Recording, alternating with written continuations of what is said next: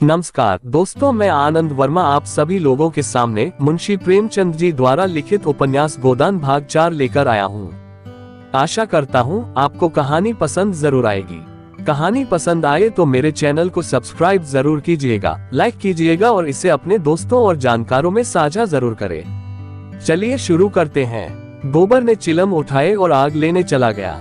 उसे यह झमेला बिल्कुल नहीं भाता था। धनिया ने सिर हिलाकर कहा, जो उनका घर बसाएगा वह 80 रुपए की गाय लेकर चुप न होगा, एक थैली गिनवाएगा। होरी ने पुचारा दिया, यह मैं जानता है, लेकिन उनकी भलमनसी को भी तो देखो। मुझसे जब मिलता है तेरा बखान ही करता है, ऐसी लक्ष्मी है, ऐसी सलीकेदार है। धनिया के मुख पर स्निग्धता झलक पड़ी। मन भाई मुड़िया हिलाए वाले भाव से बोली, मैं उनके बखान की भूखी नहीं हूँ, अपना बखान धरे रहें। होरी ने स्नेह भरी मुस्कान के साथ कहा, मैंने तो कह दिया भैया, वह नाक पर मक्खी भी नहीं बैठने देती, गालियों से बात करती है, लेकिन वह यही कहे जाए कि वह औरत नहीं लक्ष्मी है। बात यह है कि उसकी घरवाली जबान की बड़ी तेज थी। बेचारा उसके डर के मारे भागा भागा फिरता था। कहता था, जिस दिन तुम्हारी घरवाली का मुंह सवेरे देख लेता हूँ, उस दिन कुछ न कुछ जरूर हाथ लगता है। मैंने कहा, तुम्हारे हाथ लगता होगा, यहाँ तो रोज देखते हैं, कभी पैसे से भेंट नहीं होती। तुम्हारे भाग ही खोटे हैं, तो मैं क्या करूं? लगा अपने घरवाली की बुराई करने। भिखारी को भीख तक नहीं देती थी, झाड़ू लेकर मारने दौड़ती थी। लालचन ऐसी थी कि नमक तक दूसरों के घर से मांग लाती थी। मरने पर किसी की क्या बुराई करूं? मुझे देखकर जल उठती थी। भोला बड़ा गमखोर था कि उसके साथ निबाह कर दिया। दूसरा होता तो जहर खा मर जाता। मुझसे 10 साल बड़े होंगे भोला, पर राम राम पहले ही करते हैं। तो क्या कहते थे कि जिस दिन तुम्हारी घरवाली का मुंह देख लेता हूँ तो क्या होता है, उस दिन भगवान कहीं न कहीं से कुछ भेज देते हैं। बहुएं भी तो वैसी ही चटोरन आई हैं। अब की सबों ने 2 रुपए के खरबूजे उधार खा डाले। उधार मिल जाए फिर उन्हें चिंता नहीं होती कि देना पड़ेगा या नहीं। अरे भोला, रोते काहे को है? गोबर आकर बोला, भोला दादा आ पहुँचे। मन 2 मन भूसा है, वो उन्हें दे दो, फिर उनकी सगाई ढूंढने निकलो। धनिया ने समझाया, आदमी द्वार पर बैठा है, उसके लिए खाट वोट तो डाल नहीं दी, ऊपर से लगे भुनाने। कुछ तो भलमनसी सीखो। कलसा ले जाओ, पानी भर कर रख दो, हाथ मुंह धो, कुछ रस पानी पिला दो। मुसीबत में ही आदमी दूसरों के सामने हाथ फैलाता है। होरी बोला, रस वस का काम नहीं है, कौन कोई पाहुने हैं? धनिया बिगड़ी, पाहुने और कैसे होते हैं? रोज रोज तो तुम्हारे द्वार पर नहीं आते हैं, इतनी दूर से धूप घाम में आए हैं, प्यास लगी ही होगी। रुपया देख, डब्बे में तमाकू है कि नहीं? गोबर के मारे काहे को बची होगी? दौड़कर 1 पैसे की तमाकू सहुआइन की दुकान से ले ले। भोला की आज जितनी खातिर हुई और कभी न हुई होगी। गोबर ने खाद डाल दी, सोना रस घोल लाए, रूपा तमाकू भर लाए। धनिया द्वार पर किवाड़ की आड़ में खड़ी अपने कानों से अपना बखान सुनने के लिए अधीर हो रही थी। भोला ने चिलम हाथ में लेकर कहा, अच्छी घरनी घर में आ जाए तो समझ लो लक्ष्मी आ गई। वही जानती है छोटे बड़े का आदर सत्कार कैसे करना चाहिए। धनिया के हृदय में उल्लास का कंपन हो रहा था। चिंता और निराशा और अभाव से आहत आत्मा इन शब्दों में एक कोमल शीतल स्पर्श का अनुभव कर रही थी। होरी जब भोला का खांचा उठाकर भूसा लाने अंदर चला तो धनिया भी पीछे पीछे चली। होरी ने कहा, जाने कहां से इतना बड़ा खांचा मिल गया, किसी भड़भूजे से मांग लिया होगा, मन भर से कम में न भरेगा। 2 खांचे भी दिए तो 2 मन निकल जाएंगे। धनिया फूली हुई थी, मलामत की आंखों से देखती हुई बोली, या तो किसी को नेवता न दो और 2 तो भरपेटा खिलाओ। तुम्हारे पास फूल पत्र लेने थोड़े ही आए हैं कि चंगेरी लेकर चलते? देते ही हो तो 3 खांचे दे दो। भला आदमी लड़कों को क्यों नहीं लाया? अकेले कहाँ तक ढोएगा, जान निकल जाएगी। 3 खां तो मेरे दिए न दिए जाएंगे, तब क्या 1 खांचा देकर टालोगे? गोबर से कह दो अपना खांचा भरकर उनके साथ चला जाए। गोबर ऊख गोड़ने जा रहा है, एक दिन न गोड़ने से ऊख सूख न जाएगी। यह तो उनका काम था कि किसी को अपने साथ ले लेते। भगवान के दिए 2 बेटे न होंगे घर पर, दूध लेकर बाजार गए होंगे। यह तो अच्छी दिलगी है कि अपना माल भी दो और उसे घर तक पहुंचा दो। लाद दे, लदा दे, लादने वाला साथ कर दे। अच्छा भाई, कोई मत जाए, मैं पहुंचा दूंगी। बड़ों की सेवा करने में लाज नहीं है। और 3 खांचे उन्हें दे दूं तो अपने बैल क्या खाएंगे? यह सब तो नेवता देने के पहले ही सोच लेना था। न हो तुम और गोबर दोनों जने चले जाओ। मुरौवत की तरह की जाती है, अपना घर उठा कर नहीं दे दिया जाता। अभी जमींदार का प्यादा आ जाए तो अपने सिर पर भूसा लाद कर पहुंचाओगे तुम, तुम्हारा लड़का लड़की सब। और वहाँ साइड मन 2 मन लकड़ी भी गाड़नी पड़े।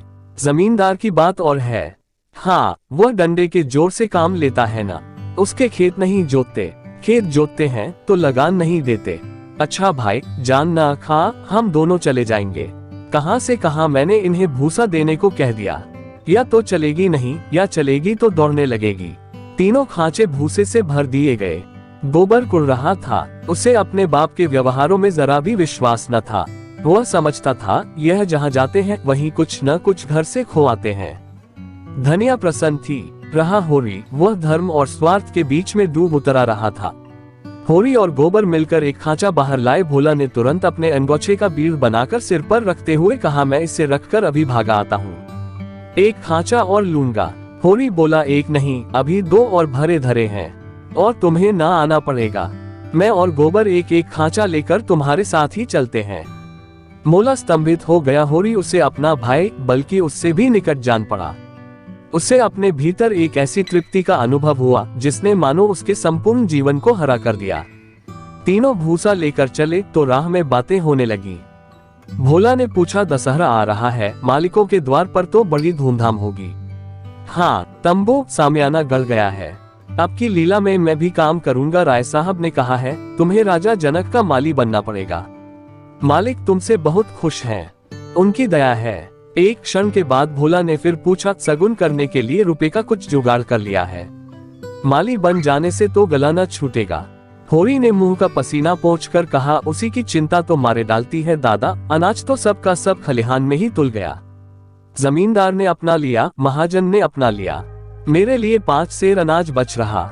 यह भूसा तो मैंने रातों रात धोकर छिपा दिया था, नहीं तिनका भी न बचता। जमींदार तो एक ही है, मगर महाजन 3 है। सहुआइन अलग और मनरू अलग और दातादीन पंडित अलग। किसी का ब्याज भी पूरा न चुका। जमींदार के भी आधे रुपए बाकी पड़ गए। सहुआइन से फिर रुपए उधार लिए तो काम चला। सब तरह किफायत करके देख लिया भैया, कुछ नहीं होता। हमारा जन्म इसलिए हुआ है कि अपना रक्त बहाएं और बड़ों का घर भरें। मूल का दुगुना सूद भर चुका, पर मूल ज्यों का त्यों सिर पर सवार है। लोग कहते हैं, शादी गमी में तीरथ बरत में हाथ बांध कर खर्च करो, मुदा रास्ता कोई नहीं दिखाता। राय साहब ने बेटे के ब्याह में 20,000 लुटा दिए, उनसे कोई कुछ नहीं कहता। मनरू ने अपने बाप के करियाकरम में 5,000 लगाए, उनसे कोई कुछ नहीं पूछता। वैसे ही मर्जात तो सबकी है। भोला ने करुण भाव से कहा, बड़े आदमियों की बराबरी तुम कैसे कर सकते हो भाई? आदमी तो हम भी हैं। कौन कहता है कि हम तुम आदमी हैं? हम में आदमियत है कहीं? आदमी वह है जिनके पास धन है, अख्तियार है, इल्म है। हम लोग तो बैल हैं और जुतने के लिए पैदा हुए हैं। उस पर एक दूसरे को देख नहीं सकता। एका का नाम नहीं। एक किसान दूसरे के खेत पर न चढ़े तो कोई जागा कैसे करे? प्रेम तो संसार से उठ गया। बूढ़ों के लिए अतीत के सुखों और वर्तमान के दहकों और भविष्य के सर्वनाश से ज्यादा मनोरंजक और कोई प्रसंग नहीं होता। दोनों मित्र अपने अपने दुखड़े रोते रहे। भोला ने अपने बेटों के करतूत सुनाए, होरी ने अपने भाइयों का रोना रोया और तब एक कुएं पर बोझ रखकर पानी पीने के लिए बैठ गए। गोबर ने बनिए से लोटा और गगरा मांगा और पानी खींचने लगा। भोला ने सहृदयता से पूछा, अलगोजे के समय तो तुम्हें बड़ा रंज हुआ होगा। भाइयों को तो तुमने बेटों की तरह पाला था। होरी आर्द्र कंठ से बोला, कुछ न पूछो दादा, यही जी चाहता था कि कहीं जाके डूब मरूं। मेरे जीते जी सब कुछ हो गया। जिनके पीछे अपने जवानी धूल में मिला दी, वही मेरे मुद्दई हो गए। और झगड़े की जड़ क्या थी? यही कि मेरी घरवाली हार में काम करने क्यों नहीं जाती। पूछो, घर देखने वाला भी कोई चाहिए कि नहीं? लेना देना, धरना उठाना, संभालना सहेजना, यह कौन करे? फिर वह घर बैठी तो नहीं रहती थी। झाड़ू बुहारू, रसोई, चौका बर्तन, लड़कों की देखभाल, यह कोई थोड़ा काम है? शोभा की औरत घर संभाल लेती कि हीरा की औरत में यह सलीका था? जब से अलगोजा हुआ है, दोनों घरों में एक जून रोटी पकती है, नहीं सबको दिन में 4 बार भूख लगती थी। अब खाएं 4 दफे तो देखूं। इस मालिकपन में गोबर की माँ की जो दुर्गत हुई है, वह मैं ही जानता हूँ। बेचारी देवरानियों के कटे पुराने कपड़े पहन कर दिन काटती थी। अपने खुद भूखी सो रही होगी, लेकिन बहुओं के जलपान तक का ध्यान रखती थी।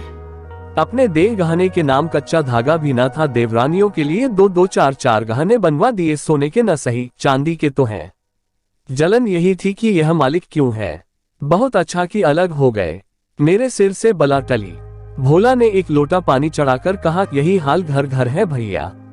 भाइयों की बात ही क्या, यहाँ तो लड़कों से भी नहीं पटती, और पटती इसलिए नहीं कि मैं किसी की कुचलत देखकर मुंह नहीं बंद कर सकता। तुम जुआ खेलोगे, चरस पियोगे, गांजे के दम लगाओगे, मगर आए किसके घर से? खर्च करना चाहते हो तो कमाओ, मगर कमाई तो आधे पैसे गायब। पूछो तो कोई जवाब नहीं। छोटा जंगी है, वह संगत के पीछे मतवाला रहता है। सांझ हुई और ढोल मजीरा लेकर बैठ गए। संगत को मैं बुरा नहीं कहता, गाना बजाना ऐब नहीं, लेकिन यह सब काम फुर्सत के है।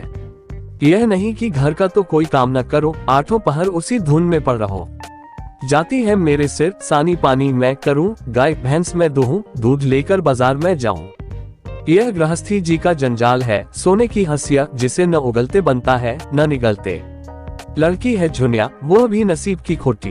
तुम तो उसकी सगाई में आए थे, कितना अच्छा घर बार था। उसका आदमी बम्बई में दूध की दुकान करता था।